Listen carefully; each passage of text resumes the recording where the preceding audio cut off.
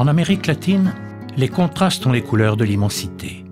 Immensité des paysages à la beauté farouche, immensité de civilisations qui se sont vues trop belles dans les cuirasses des conquérants. Immensité enfin du gouffre qui sépare ceux qui ont tout de ceux qui n'ont rien.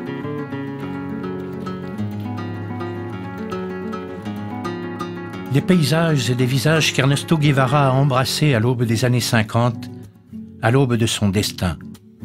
C'est cependant avec l'insouciance de ses 24 ans qu'il quittait, en décembre 1951, avec son ami Alberto Granado, l'Argentine pour la Colombie, via le Chili et le Pérou, et 9 mois de bohème et de petits boulots, après que leur 500 Norton les eut lâchés. Quelques révolutions plus tard, le Che est devenu un objet de culte tout autant que de consommation. En Amérique du Sud comme ailleurs, en Amérique du Sud plus qu'ailleurs. Son icône est partout, sur les murs, sur les t-shirts, sur les bavettes des bus et des camions. Et dans les cœurs, bien sûr.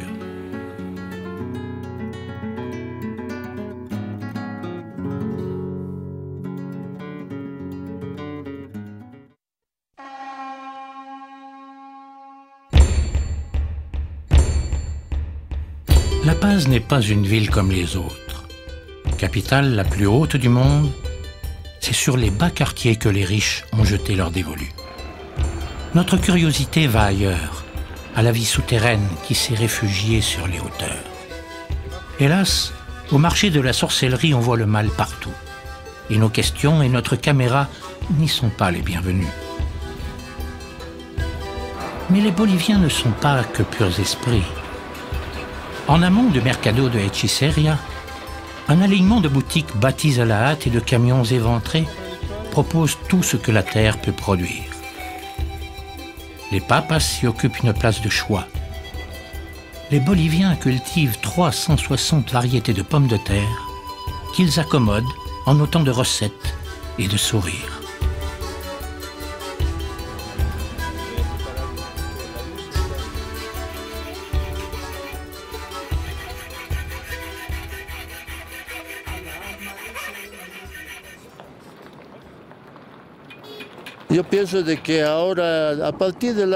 Je pense que depuis l'année 2005, avec le gouvernement actuel,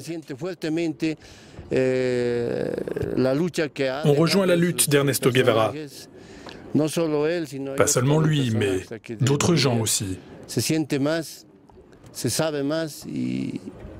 On voit bien qu'en Bolivie, d'autres idées libératrices arrivent avec notre président, Evo Morales.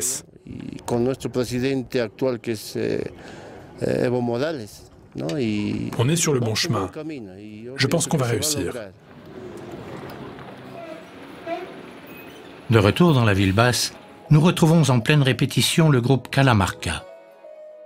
Nous avons, la veille, eu la chance que n'ont pas des millions et des millions de Boliviens de rencontrer Hugo et Rodolfo, leurs leaders charismatiques à qui la langue de Molière n'est pas étrangère.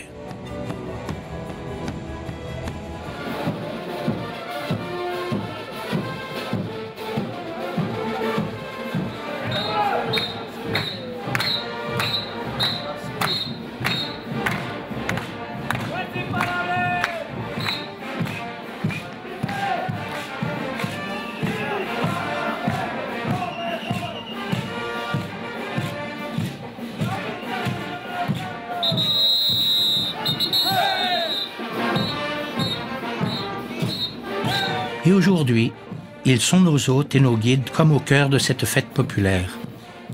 On ne va pas leur jeter la bière.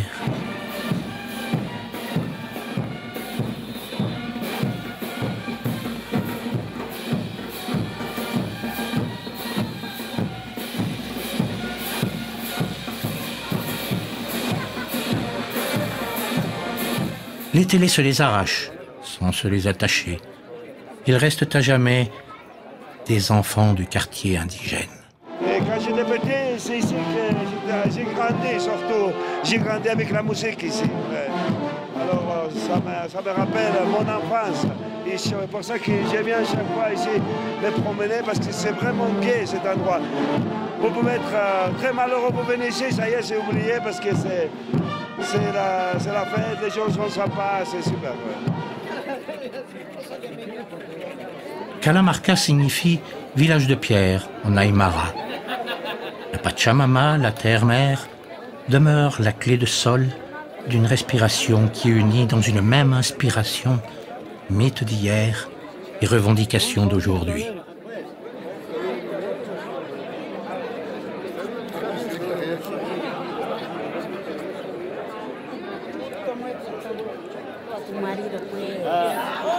Hola, un saludo a la... Yo soy Miss de Bolivia. Gracias. Miss de Santiago de Machaca. De la Centrale. La musique de Calamarca, les jeunes aujourd'hui ici, ils pensent que c'est, ils nous appellent, c'est Notre-Dame, non? Ça veut dire, c'était des prophéties. Nous, on n'avait pas pensé à Notre-Dame de Bolivie parce qu'on avait écrit des chansons que pour nous c'était une utopie en disant qu'un jour arrive au gouvernement en indien. Maintenant, il y a notre frère Evo Morales qui est au pouvoir. Il faut l'aider. Maintenant, c'est maintenant qu'il commence le problème. Parce que ça n'a jamais eu qu'un Indien qui se gouvernait en blanc. Ça, c'était illogique. C'était presque anormal. On est arrivé. Au Don Bosco, 4300 fans de tous les âges, de toutes les conditions et de tous les horizons ont chanté avec eux cette égalité nouvelle. Alors même qu'en coulisses, à l'est du pays, la majorité blanche de la riche région de Santa Cruz manifestait sa volonté sécessionniste.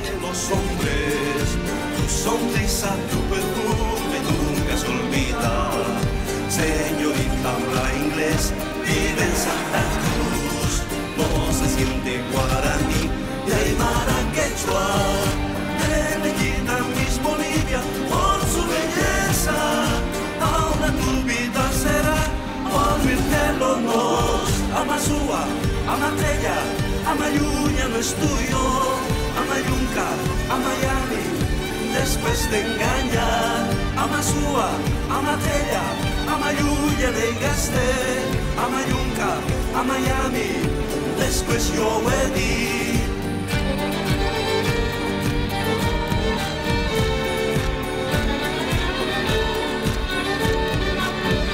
Ce soir-là, Herman Jiménez, le ministre de l'Éducation et de la Scolarisation, n'écoutait que les notes heureuses. Je crois que c'est le meilleur porte-voix de la musique bolivienne, la musique andine, la musique de bal. Nous avons de bonnes relations avec eux.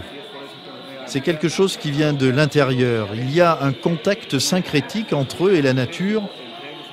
Et nous sommes venus partager avec les Boliviens et les Boliviennes cette grande expression. Ce sont les plus grands ambassadeurs à l'extérieur, en Europe et dans différents endroits. Nous, avec la musique, on a voulu que les jeunes soient fiers de leur culture, de leur race, de leur façon de vivre. Et bon, on est arrivé avec la musique. Aujourd'hui, la Bolivie, avec la musique, on a coupé tous les classes sociales. Ça veut dire aujourd'hui, entre un Indien et un Blanc, on peut danser la même musique, boire une bière ensemble. C'est ça qu'on a fait avec la musique.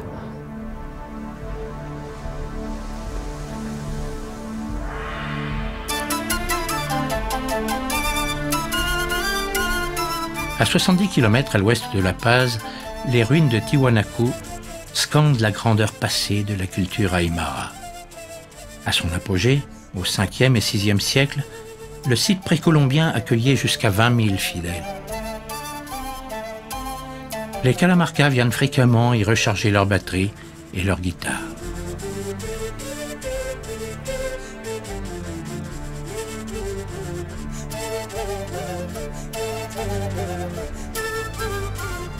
Aymara, ça veut dire Hayamara, de très très lointaine.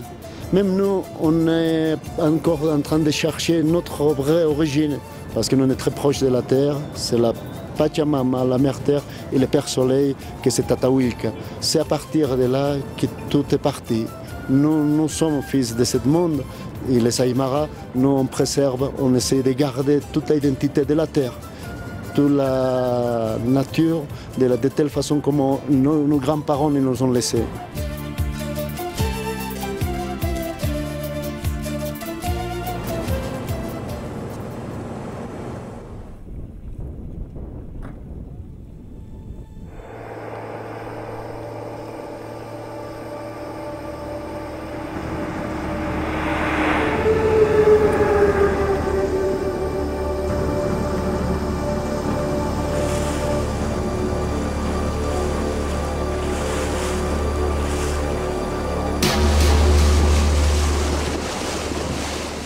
le lac Titicaca. Son nom a fait sourire des générations d'écoliers. C'est perdu au milieu de cette mer intérieure de 9200 mètres carrés, à 3800 mètres d'altitude, que se dresse l'île de la Lune. Pas d'électricité, pas d'eau courante, pas de commerce, bref, peu de touristes. Elle vit dans l'ombre de l'île du Soleil. Notre capitaine sans galon se prénomme Angel.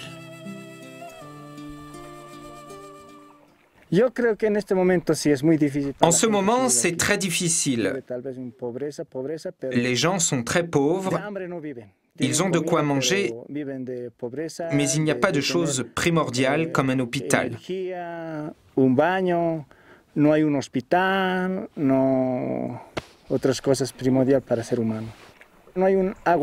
Il n'y a pas d'eau potable ici et les gens ont pris l'habitude de boire l'eau du lac Titicaca. Dans ce coin, il n'y a pas beaucoup de contamination. Mais dans d'autres points du lac, c'est différent. Dans les grandes villes du Pérou, comme Puno, Copacabana ou La Paz, les eaux usées vont directement dans le lac.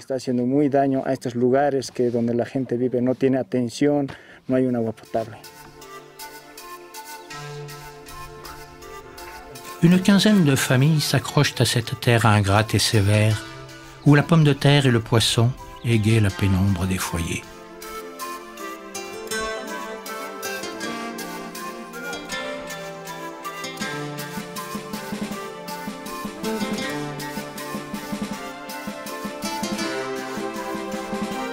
Le cochon que les enfants et les femmes promènent en laisse ne s'invite à table que pour les fêtes.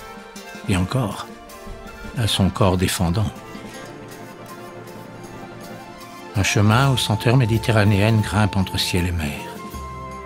Avec la cordillère des Andes pour écrin lointain, les regards s'échappent à l'infini. Comment croire que l'île de la Lune ait pu servir de prison à ciel ouvert à la plupart des dictatures qui ont ensanglanté l'Amérique du Sud dans les années 70 et 80 ?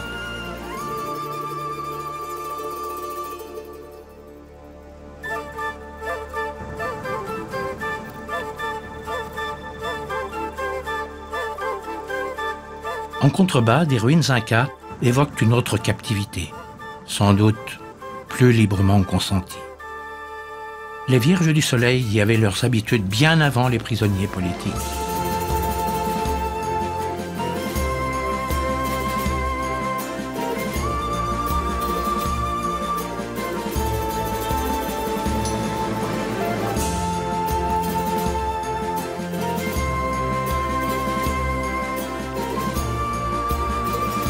Au hasard d'un sentier aérien, nous croisons Maria et Francisco, les chines courbées sous le soleil brûlant, les mains enfouies dans la terre basse. Francisco Mamani a vu le jour sur l'île de la Lune, comme sa femme Maria. Du monde, ils ne connaissent que cette face, que ce bonheur rude et frugal.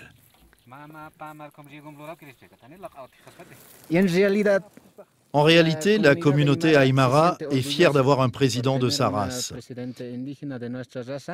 Mais pour le moment, il n'y a pas encore vraiment d'aide. C'est surtout en ville que ça se passe. Pour nous, dans les campagnes, il n'y a rien eu. Il y a bien quelques projets pour le peuple Aymara. En tout cas, il y a la tranquillité, et ce n'est pas comme pendant la dictature.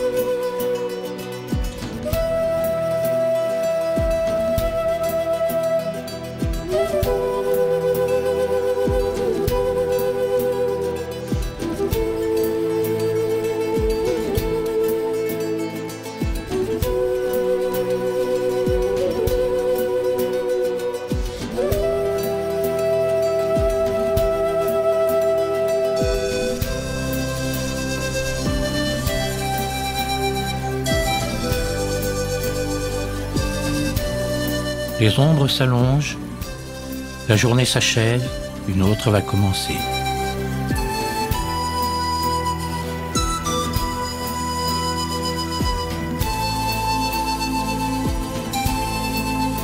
Francisco n'a jamais fini de remuer terre et mer.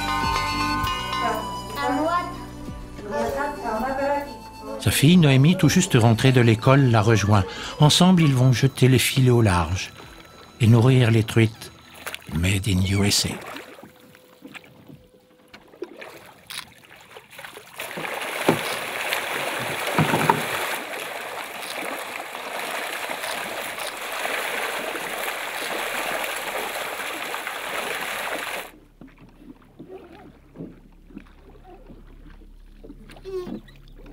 Assise à l'avant du bateau, la petite fille n'en perd pas une miette. Le Titicaca n'est plus très poissonneux. La mémoire de l'eau, sans doute. Il y a 30 ans à peine, la dynamite remplaçait l'hameçon.